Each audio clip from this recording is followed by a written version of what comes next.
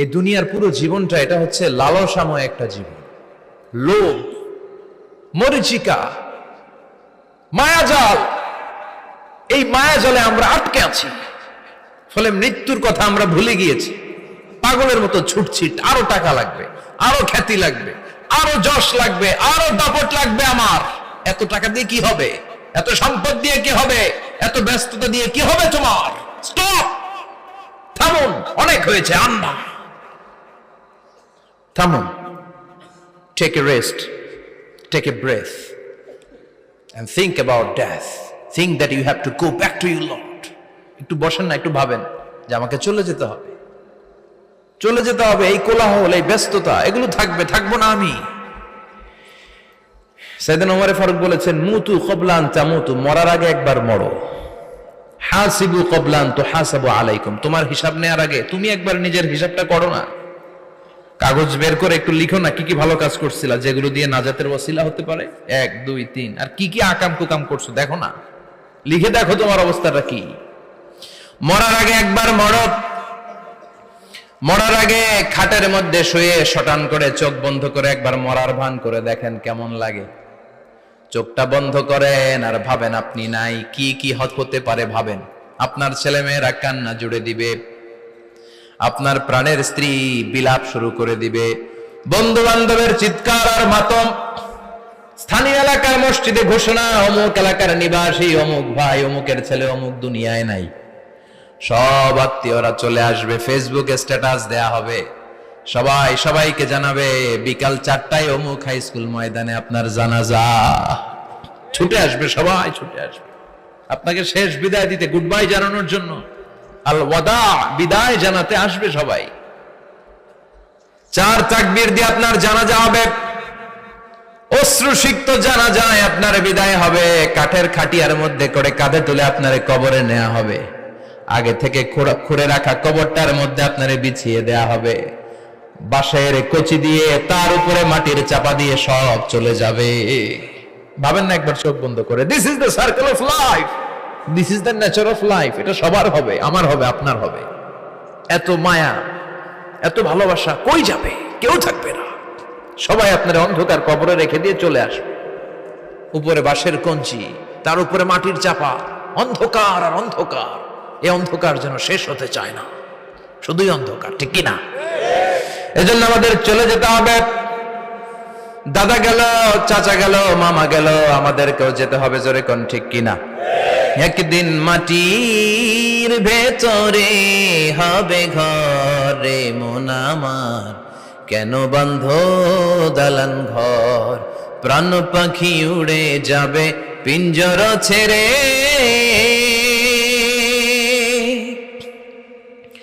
ধরা ধামে সবই রবে, তুমি যাবে চলে।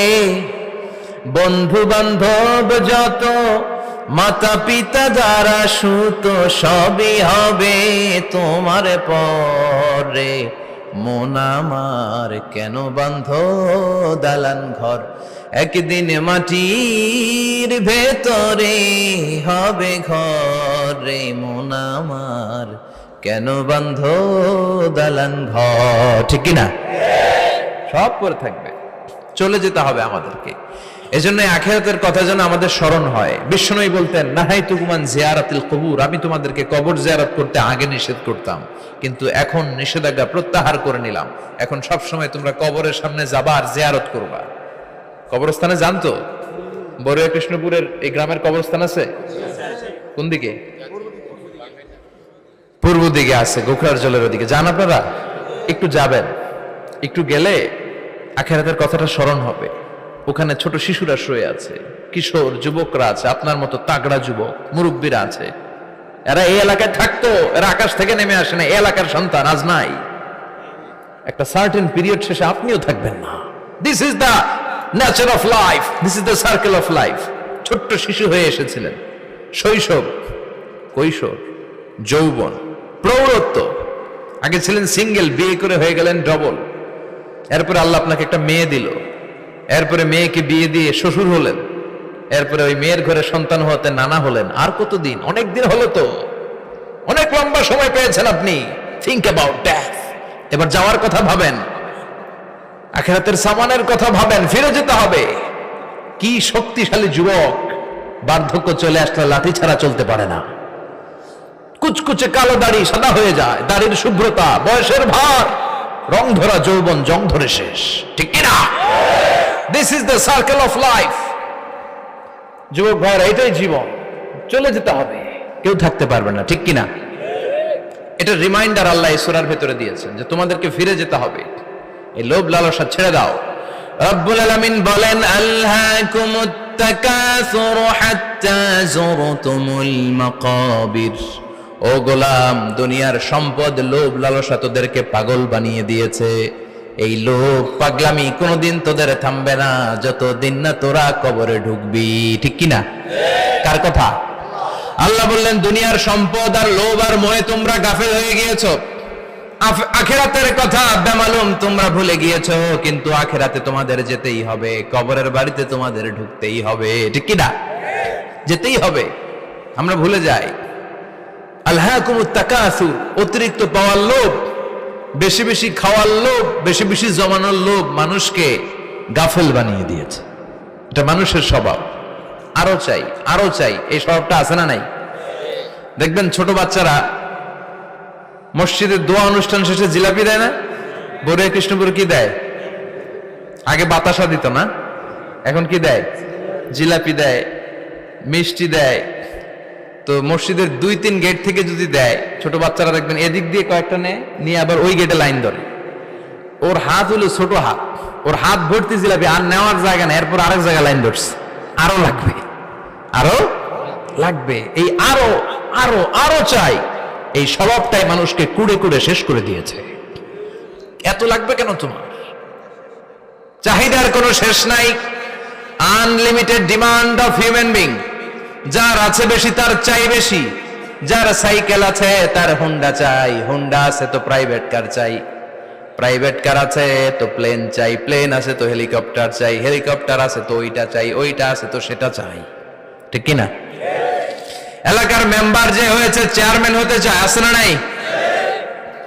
চেয়ারম্যান সাহেব এমপি হতে চায়, আছে না নাই? এমপি সাহেব মন্ত্রী হতে চায়, আছে না নাই?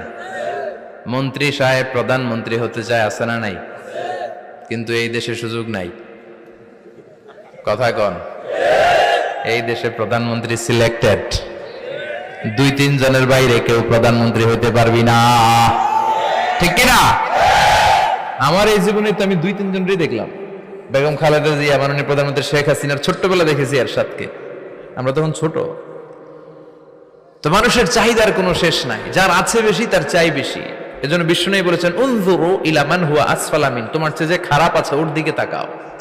ওয়ালা তানজুর মান হুয়া আ'লা মিন, তোমার চেয়ে যে ভালো আছে ওর দিকে তাকায়ও না, তোমার চেয়ে যে খারাপ অবস্থানে আছে ওর দিকে তাকাও।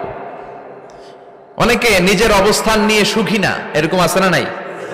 আল্লাহ আমার এটা দিল না রে, ওইটা দিল না রে, পাইলাম না রে, কিচ্ছু হয় না, কি করব জীবনে, হতাশ। আসলে আছে কিন্তু অনেক, কিন্তু শুকরিয়া নাই, ডাকাত, ঠিক কিনা? নিজের অবস্থান নিয়ে সুখী না, কিন্তু অনেক লোক আছে তারা আপনার অবস্থানে পৌঁছতে চায়।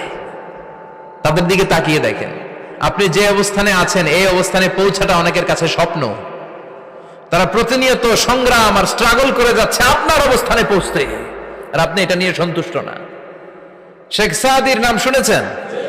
বালাগাল উলা কাশাফাত দুজা, এই কবিতাটার রচয়িতা ইরানের বিখ্যাত এক কবি। উনি একবার আর্থিক সমস্যার মধ্যে দিয়ে সময় কাটাচ্ছেন, টাকা নাই, পয়সা নাই, পায়ে দেওয়ার মতো জুতা নাই। উনি খুব দুঃখ পেলেন, হায় রে, আমি ইরানের এত বড় কবি, আমার পায়ে দেওয়ার মতো জুতা নাই।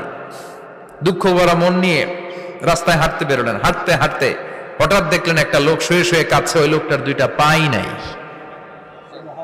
পাই নাই। উনি সেজদায় পড়ে গেলেন, আল্লাহর কাছে ক্ষমা চাইলেন, আল্লাহ অনেক দিয়েছো, শুকর আলহামদুলিল্লাহ। এজন্য যেই পরিস্থিতিতেই থাকি না কেন আমরা কি পড়বো? জোরে বলেন, কি পড়বো? এজন্য কানাতু মিনাল ইসলাম, অল্পে তুষ্ট থাকার নাম হলো ইসলাম। সম্পদ লাগবে কিন্তু সম্পদের পাহাড় লাগবে না, ঠিক কিনা? অল্প খান, অল্প পড়েন, অল্প জমান, অল্পের ভেতরে বরকত ঢুকাইয়া দিছে কে? দেখবেন যাদের সম্পদ অল্প তারা সুখী বেশি। জরিপে এটা দেখা গিয়েছে, অনেক সার্ভেতে এটা এসেছে, যারা সম্পদশালী এরা দুঃখী বেশি। এদের দুঃখ বেশি, টেনশন বেশি, খুব স্বাভাবিক। টাকা যার বেশি, রোগ তার বেশি। টাকা যার বেশি, টেনশন তার বেশি। টাকা যার বেশি, ঘরে শান্তি তার কম। আছে না নাই? ঘরের ভিতরে অশান্তি, ছেলে কথা শোনে না, ছেলে টানে গাঞ্জা, মেয়ে করে পরকিয়া। আছে না নাই? স্ত্রী কথা শোনে না, ভালোবাসা নাই, ঘরটা জাহান্নামের টুকরা। রোগ বালাই, এক একটা হসপিটাল বিল পরিশোধ করতে মাসে 5 লাখ 10 লাখ। আছে না নাই? কিছু খেতে পারে না, ডাক্তার একেবারে ডায়েট মেনু বেঁধে দিয়েছে। Diet, very diet menu.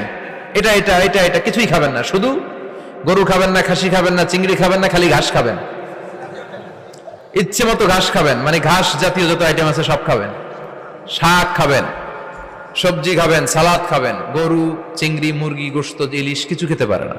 তাহলে রোগ বেশি, খাওয়ার মজা নাই, ঘরে সাংসারিক শান্তি নাই, খালি ব্যারাম আর ব্যারাম। ঠিক কিনা? কিন্তু সম্পদের পাহাড় ঘটেছে। আর অল্প যারা খায়, অল্প পড়ে, রিক্সাওয়ালা, কুলিওয়ালা, অল্প বেতনের চাকরি, কিন্তু হক হালালি মেনে চলে, দেখবেন শান্তি আছে অনেক। হ্যাঁ, বাসা ভাড়া দেয়, ফ্যামিলি চালায়, বাচ্চাদের স্কুল বিল, এরপরও মাস শেষে 1-2 হাজার টাকা হাতে থেকে যায়। আর ওর প্রতি মাসে 10 কোটি টাকা ইনকাম, তারপরও ব্যাংকের ঋণ আছে না নাই? সুখ কারে বলে? কিভাবে আপনি সুখকে ডিফাইন করবেন? সুখ তো টাকায় কিনা যায় না। শান্তি টাকা দিয়ে হয় না, শান্তি দেওয়ার মালিক কে? শান্তি আছে অল্প খেয়ে শুকর করার মধ্যে, শান্তি আছে আলহামদুলিল্লাহর মধ্যে। চিল্লায় বলেন ঠিক কিনা? এজন্য অল্প খাবো, অল্প পড়বো, অল্প জামাবো, অল্পের ভেতরে বরকত দিয়েছে কে? দেখেন, ধনী ভাইরা খেতে পারে না, কিন্তু রিক্সাওয়ালার কি সমস্যা হয়? রিক্সাওয়ালারা সব খেতে পারে। কুলিওয়ালা, দিনমজুর, এরা একেবারে স্লিম, সুঠাম দেহি, মেদহীন পেট, পেটে কোনো মেদ নাই, ভুড়ি নাই। আর কোটিপতিদের মেদ আছে না নাই? এত বড় বড় পেট। ঠিক কিনা? আমাদেরও পেট আছে, তবে হালাল পেট। এটা হারাম টাকা দিয়ে এই ভুড়ি বানাই নাই আমরা। চিল্লায় বলেন ঠিক কিনা? রিক্সাওয়ালা, কুলিওয়ালা নিজেও নামাজ পড়ে, বউও নামাজ পড়ে, বাচ্চাটাও নামাজ পড়ে, রিক্সা চালায় আর জিকির করে লা ইলাহা